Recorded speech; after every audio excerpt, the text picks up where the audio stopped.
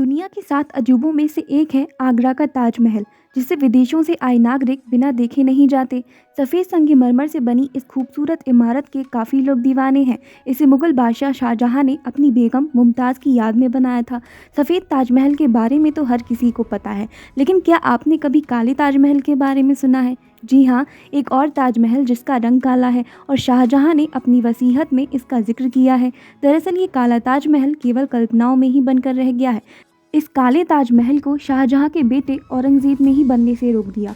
शाहजहां की वसीयत के मुताबिक काला ताजमहल काले संगमरमर का बना एक मकबरा है, जिसके बारे में कहा जाता है कि यूपी की यमुना नदी की दूसरी तरफ मौजूद ताजमहल के ठीक पीछे बनाया जाना था।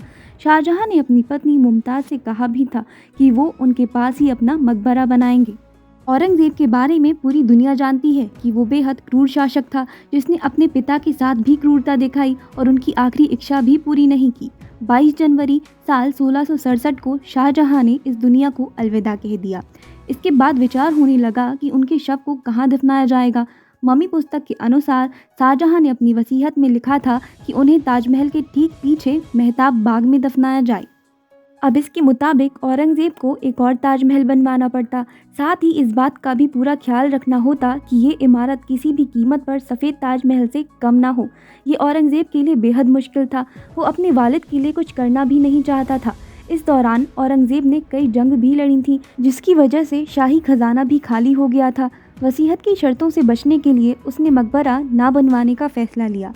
इसके बाद औरंगज़ेब ने इस्लामिक कायदों का हवाला देते हुए शाही उलेमाओं से विमर्श किया कि यदि वालिद कोई ऐसी वसीयत करें जो इस्लाम की रोशनी में सही ना हो तो क्या करना चाहिए। इस पर उलेमाओं ने वसीयत को गलत बताया। फिर औरंगज़ेब ने अपना तर्क दिया कि उसके पिता शाहजहां मां मुमताज़ बेगम से बेपनाह मोहब्बत करते थे, इसीलिए उनके पास ही उन्हें दफना देना चाहिए। इस तरह से औरंगज़ेब ने चालाकी दिखाई और काला ताजमहल नहीं बन पाया। यदि बन गया होता तो सफ़ेद संगमरमर की खूबसूरती में 4 चांद लग जाते और पूरी दुनिया में ये और मशहूर होता।